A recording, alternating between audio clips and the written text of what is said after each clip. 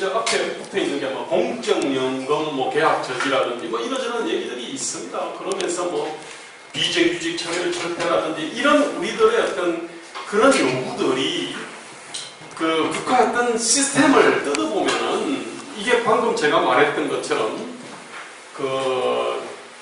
이 돈 1,000원 가지고 소주하고 담배 사고 오메가 거슬러가 가지고 오라는 그런 얘기나 비슷한 얘기이기 때문에 제가 이런 말씀을 드리는 겁니다.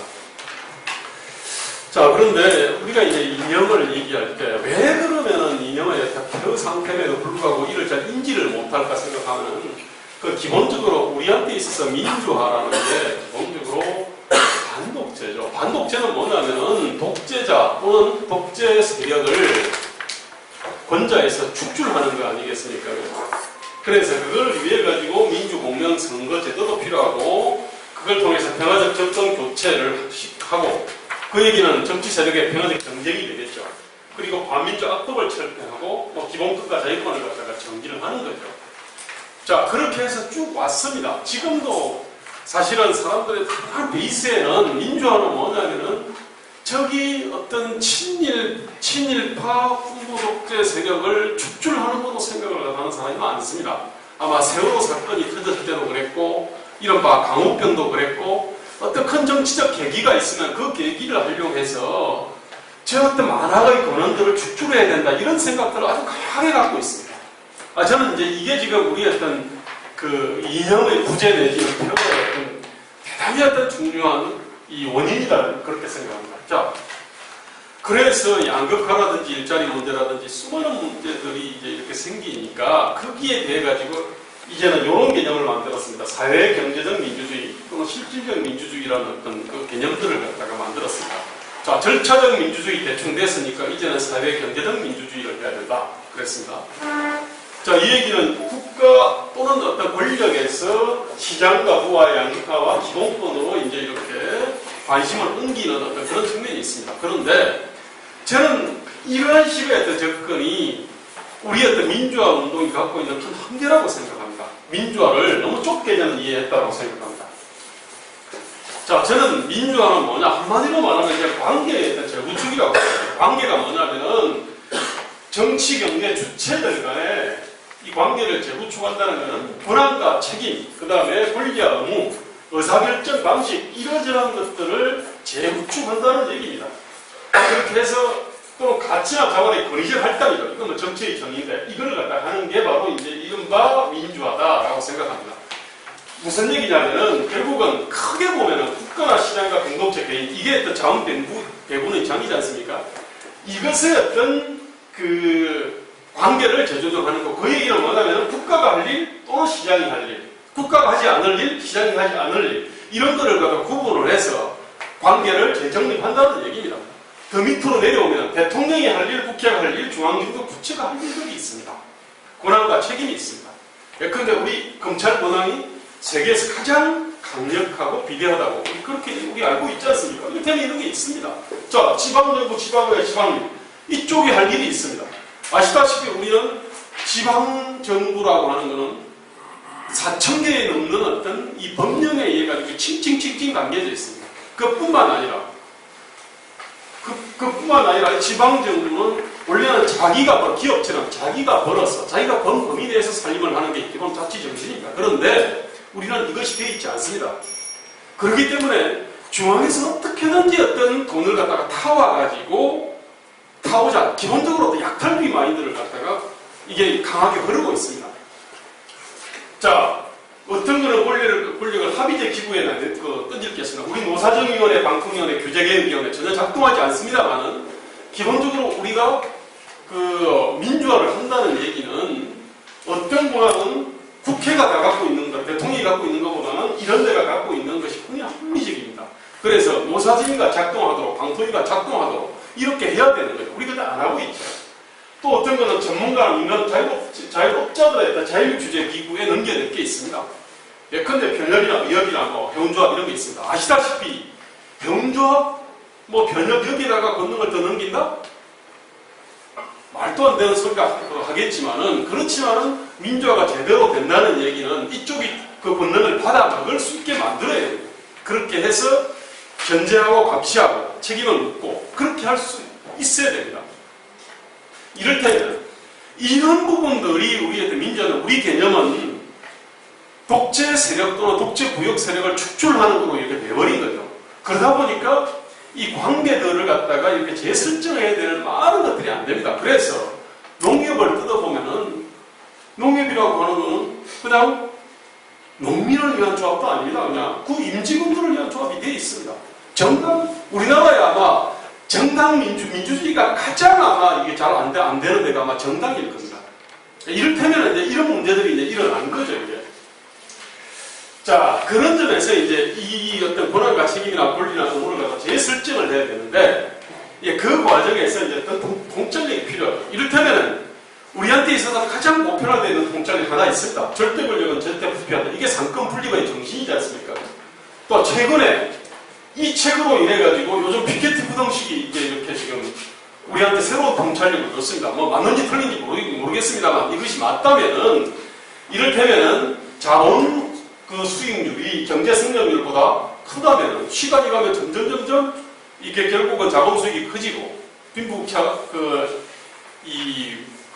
결국 세습 부자가 결국은 이게 생겨난다. 뭐 이런 통찰들 아니겠습니까? 그래서 이제 그 통찰에 입각해서 인세나 글로벌 자본 이득세라든지 이런 얘기들이 나오고 있는 겁니다. 자, 근데 문제는 저는 요 사이에 어마어마하게 많은 어떤 우리 체제나 시스템에 대한 통찰들이 이게 그 부분들이 저는 빠져 있다고 생각합니다. 예, 근데 저는 우리 현실 인생의 가장 기본적인 어떤 이 토대는 그냥 이거라고 봅니다. 국가하고 시장과 공동체와 개인, 이 어떤 상호 관계입니다.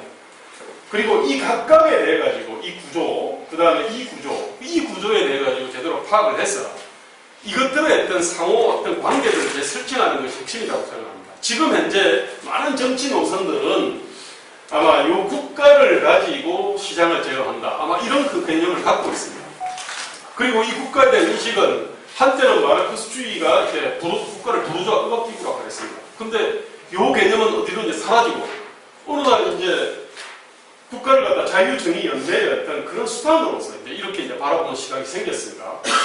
그러면서 어떤 국가의 역할을 축소하려고 하는 것은 다 신자유주의의 어떤 공경 내지 업무로 바라보는 어떤 그런 경향이 있습니다. 또 다른 한편으로는 국가를 방망과 비율의 본산으로 보는 시각도 있습니다. 또 어떤 사람은 국가의 산업 전략의 핵심 수단으로 보는 사람이 있습니다.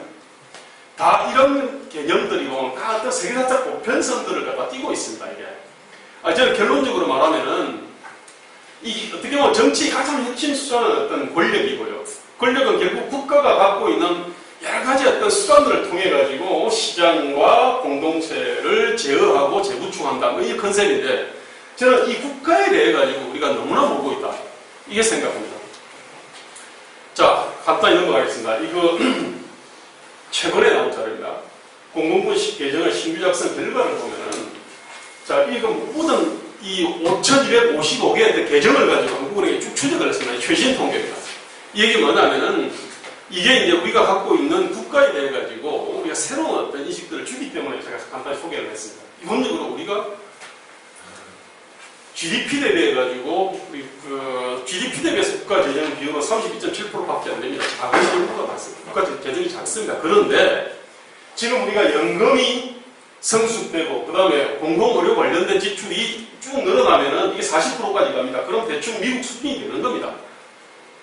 자, 작은 정도 아닙니다, 우리가. 뿐만 아니라 여기 공기업들이 있는데 이게 지출이 GDP의 13.7%입니다. 자, 이거 합치면 어떻게 되겠습니까? 아까 40%에다가 말입니다. 40%에다가 13.7% 합치면 50%가 넘어요. 우리 국가 굉장히 비대한 나라입니다, 우리가.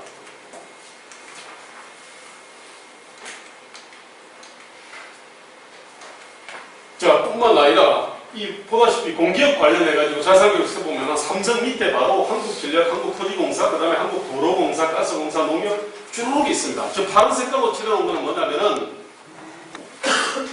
파란 색깔로 칠해놓은 거는 포스코하고 KT인데 이거 민간기업입니다. 그렇지만 인사권은 기본적으로 이게 그 정권의 전리품입니다. 이게.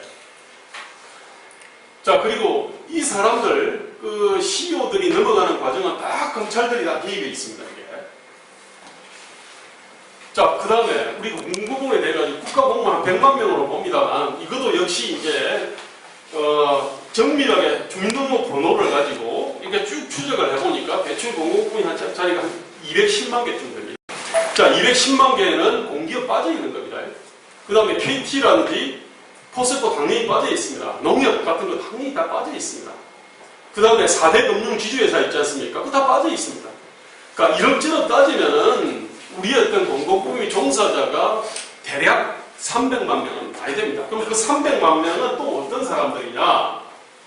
그 표준 보수는 기본적으로 여기 이제 100인 이상 민간기업을 기준으로 하고 있습니다. 그것에 93%까지 갔다가 지금 80몇 프로밖에 안 된다고 지금 아웃승입니다. 그런데 이 100인 이상 민간기업 숫자가 얼마냐면 310만 명 가량 됩니다. 우리나라 아까 독과점 기업들 거기 다 들어가 있습니다. 우리나라 대기업들 다 들어가 있습니다. 공기업 다 들어가 있습니다. 그것들을 기준으로 해가지고 이걸 책정을 합니다. 그뿐만 아니라 그쪽은 기본적으로 피라미드 구조입니다.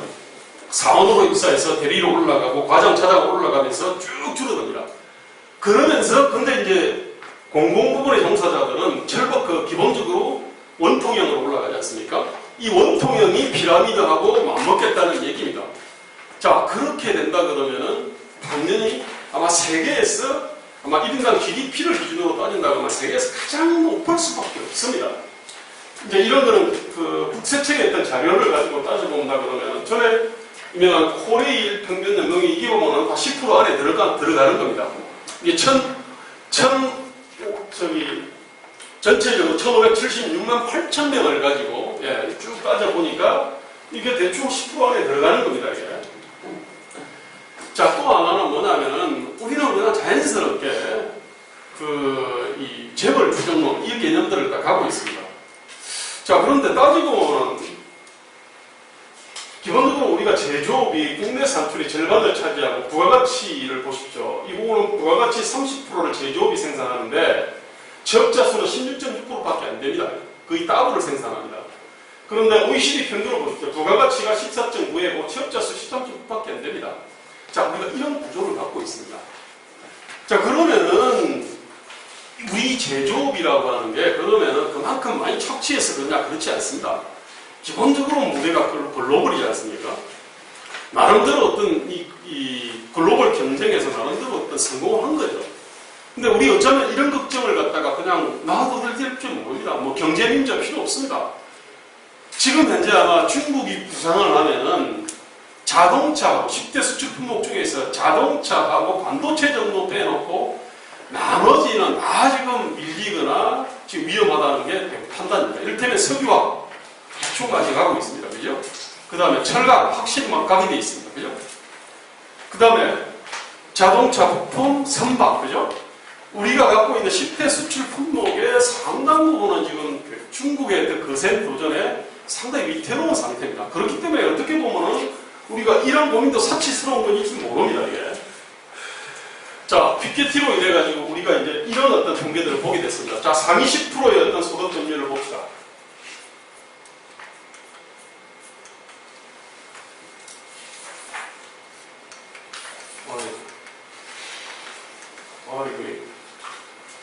자, 상위 10%로 한국이 대충 11.23%입니다. 높습니다. 그렇지만 대충 10% 넘는 데도 많이 있습니다. 그런데 자, 상위 10%로 가니까 우리가 44.87%까지 옵니다. 그런데 문제는 여기 부동산 임대소득 같은 게 사실은 빠져 있습니다. 그죠?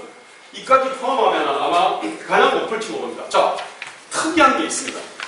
미국은 상위 1%가 많이 가져가는 게 분명하죠. 그죠? 근데 우리는 상위 1%가 특별히 많이 가져가는 게 아닌데 상위 10%가 많이 갑니다. 상위 10%가 뭐냐? 400만 명입니다. 자, 이게 다른 겁니다. 그럼 상위 10% 안에 누가 들어오냐? 당연히 대기업 들어가 있습니다. 그죠? 재벌 대기업 당연히 들어가 있고, 그 다음에 공공부문이 들어가 있는 겁니다. 이게. 자, 그렇다면은, 이를테면 우리가 지금 저기 공적연금에 대해 가지고 바라보는 시각은 다를 수밖에 없는 겁니다. 사실은. 새로운 정당을 하겠다고 하면서 지금 우리의 생산력 수준에 비해서라든지 어떤 기준으로 봐도 기본적으로 어떻게 보면 굉장히 높은 수준에 있는 어떤 이 공공부문, 그리고 이게 공공부문이라고 하는 게 기본적으로 하나의 표준이지 않습니까? 그죠? 이게 1인당 GDP 만약에 2배를 갖다가 원하게 된다 그러면 2,500만에서 3,000만 명이 일을 갖다가 하는 것이 아니라 1000만에서 1500만 명이 일자리를 가지는 어떤 그런 구도를 그런 구도를 만드는 거죠, 사실은. 이를테면 지금 현재 진보가 갖고 있는 철학가치 이념이 사실은 그런 겁니다. 2500만에서 3000만 명이 먹을 파이를 1000만에서 1500만 명이 먹자는 겁니다, 사실은. 이게. 아니, 이런 진보를 가지고 집권을 하겠다? 이게 말이 되겠습니까, 이게?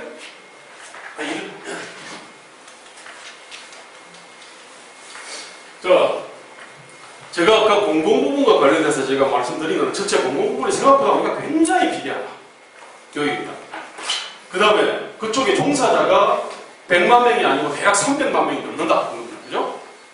그 다음에 이게 우리의 어떤 고용임금의 일종의 표준으로 기능을 하는데 그 표준 자체가 너무너무 높다. 2500만에서 3000만 명이 먹어야 될 파이를 1000에서 1500만 명으로 먹는 철학 가치를 갖고 있다. 제가 그런 말씀을 드렸습니다. 또 하나는 우리는 기본적으로 규제가 많을 수밖에 없는 나라입니다. 근데 문제는 지금 요 규제들이 있지 않습니까? 쭉 규제계획에 등록되어 있는 게 15,000개 있는데 지금 이거 가지고 지금 이 박근혜 정부하고 새정년이 서로 싸우고 있습니다. 그런데 예컨대 선행학습 금지법이라는 게 있습니다. 그죠? 이거 규제 어떻게 보면 전형적인 갈라파고스 규제지만 이거는 규제에 들어가 있지도 않습니다. 이게. 자, 우리나라 교육 관련된 거 누가 언제 무엇을 가르칠지가 다 교육 관련 법령에 규정되어 있습니다. 교육감이 손댈 수 없는 사람들입니다, 사실은. 누가 교사를 하고, 누가 교장을 하고, 누가 교감을 할까? 이게 다 시행령에 들어가 있는 사안이지 않습니까? 이거 건드릴 수가 없습니다. 자, 이를테면은 이런 어떤 내용들, 이게 사실은 하나의 시스템을 갖다가 만드는 건데, 이거 관련된 경우는 규제로도 취급하지도 않습니다. 근데 진짜 규제인데, 사실은. 아무런 문제의식이 없는 겁니다. 기본적으로. 요런 부분들을 다 우리의 국가가 다 지고 있는 겁니다. 자, 그래서 어떤 일이 이제 벌어지느냐면은, 국가가 사실 알라딘의 마술램프 안에 있는 거인이죠, 사실은. 자, 그래서 이 거인을 갖다가 마술램프를 갖다가 정치하기 위해 가지고 얼마나 치열하게 싸웁니까? 왜? 그 안에 마술램프를 갖다가 거인을 불러내면은 요런 착한 어떤 진리가 될 수도 있고 또 나쁜 어떤 그게 될 수 있지 않습니까? 그죠? 자, 이것 때문에 싸우는 거예요. 어떻게 보면은 우리나라는 모든 어떤 이 정치 갈등이 소모적으로 되는 이유는 국가라고 하는 어떤 마술램프를 차지하기 위한 것 아니겠습니까? 이게? 그 안에 적과 젖이 있고 꿀이 있고 그 다음에 사약이 있습니다. 오랏줄이 있습니다. 그죠? 자, 그것 때문에 치열하게 싸우는 거잖아요. 저는 제왕적 대통령, 우리가 그 대통령이 제왕적 권력을 갖고 있다. 제가 볼 때 이거 잘못이라고 생각합니다. 사실은. 대통령이 인사권을 가지고 이렇게 주무르는 국가 또는 국가 관료가 이렇게 어마어마한 권능을 갖고 있는 이게 문제의 본질 아닙니까? 그죠? 대통령이 문제가 아닌 거죠, 사실은. 자, 또 하나가 있습니다. 많은 사람들이 착각하는 거는 그러면은 착한 사람이 마술램프를 차지하면은 그러면 국가가 착해지고 나쁜 놈이 차지하면 나빠지나 그런 측면도 있습니다. 그런데 사실은 여기 들어있는 이 거인이 주인의 말을 듣는 그런 어떤 착한 거인이 아닙니다. 기본적으로 자기의 어떤 이하 요구를 갖고 있는 겁니다, 사실은. 이를테면 연금을 건드리면은 이렇게 몰변하는 겁니다, 이게. 자, 그런 점에서 저는 우리가 진정으로 물어야 될 것은, 자, 대안정당도 좋고, 새정치도 좋고, 새누리도 다 좋습니다. 그런데 우리가 과연 그러면 사회개혁의 핵심 도구인 국가 내지는 관을 제대로 알고 있냐? 이런 겁니다.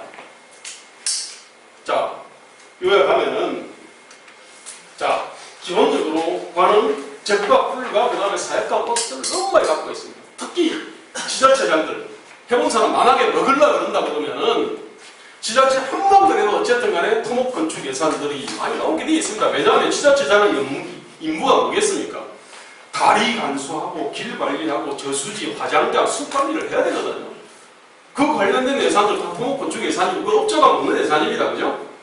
자, 그 과정에서 지자체장이 축제를 하려고 그런다면은 4년에 몇백억을 축제하는 게 어렵지 않습니다. 우리 남해 군수님 오셨지만은 저런 분들은 월급만 챙겨가겠지만은 마음 나쁘게 먹으면 수백억 챙길 수 있는 게 지자체입니다, 사실은. 어떻게 보면 그것 때문에 치열하게 싸우는지도 모릅니다, 사실은. 자, 그 다음에 규제 만들 수밖에 없고, 그 다음에 기본적으로 우리가 우리가 형치국가적 전통을 갖고 있습니다. 자, 그 다음에 공공지출과 그 다음에 공기업 협력이 아주 과다합니다. 그 다음에 고용과 관련해가지고, 그 다음에 근로조건 자체가 우리 생산력 수준이나 하는 일에 비해서 너무너무 없습니다. 그 다음에 인사조직 자체도 고시제를 갖고 있지 않습니까? 그죠? 그럼 피라미드제를 갖고 있는 거죠. 그죠? 자, 그 다음에 우리가 갖고 있는 조세재정이 있는데, 이 조세재정에 대해가지고, 이거는 꾸준함과 디테일과 큰 그림, 이 개념이 없으면 제대로 컨트롤할 수가 없습니다. 근데 우리가 R&D 예산, 국방 예산이 대표적입니다. 이거 전문가들이 다루지 않습니까? 그죠? 여기에 대해가지고는 어떤 낭비가 있어도 이걸 갖다 제대로 파악할 수가 없는 겁니다. 이게. 자, 기본적으로 저는 이 문제는 이 관이 문제다라고 했는데 사실은 관이 문제가 아니고 이걸 지휘하는 시스템과 어떤 이 전반의 문제다. 이게 이제 제 생각입니다. 자, 지금 대한민국의 위기를 갖다가 보여주는 수많은 징후 중에 하나가 이런 어떤 인구 분포 아니겠습니까? 이를테면 40에서 45세가 460만 명인데 공사세가 230만입니다. 정확하게 절반입니다. 자, 그런데 왜 그러면 이렇게 될 수밖에 없나 뜯어보면은 이를테면 우리 고용체제 있지 않습니까? 이게 하나 시스템입니다. 이를테면 공무원이 표준으로 되어 있습니다. 공무원은 세계에서 가장 강한 연봉급을 갖고 있습니다. 동일임금, 동일노동, 동일임금 완전 개념 싸움 잡아먹었습니다, 사실은. 이를테면 그 다음에 그 수준 자체도 높고요. 이를테면 이런 어떤 고용체제를 가지고는 괜찮은 일자리 만들어질 수가 없고, 그 다음에 청년들이 일자리를 제대로 가질 수가 없게 되어 있습니다. 그게 이제 이런 식으로 나타나는 거지 않습니까? 이를테면, 예. 어떻게 보면 결혼이라고 하는 문턱을, 허들을 넘어야 출산 행위가 이루어지는 건데, 우리는 결혼이라는 허들을 넘으려니까 일자리 문제가 기다리고 있어요. 주거 문제가 있습니다. 그죠? 그 다음에 결혼 문화들이 있습니다. 일단 이 허들을 갖다가 넘어가지 못하는 거죠. 자, 그래서 밑에 결혼 허들을 넘은 사람에 대해서 출산보육 대책을 해봤자 뭐 하겠습니까? 이를테면 지금 우리가 지금 이렇게 하고 있는 거 아니겠습니까? 그뿐 아니라 교육이나 금융이나 그나 공공체제를 다 뜯어보면은 이거는 청년한테 최악의 체제입니다, 사실은. 이건 진보와 보수의 담합체제입니다. 저는 대한정당도 좋고 말입니다. 새누리도 좋고 새누리도 좋습니다. 그러나 이런 지금 이제 청년에게 최악의 체제를 만들어 놓고 그 최악의 체제에 대한 아무 문제의식이 없는 그런 이념을 가지고 뭘 한다 저는 있을 수 없다고 생각합니다. 어떻게 보면은 이게 바로 어떤 우리한테 어떤 최대의 기회가 대한정당의 최대의 기회가 아닐까 생각합니다. 감사합니다.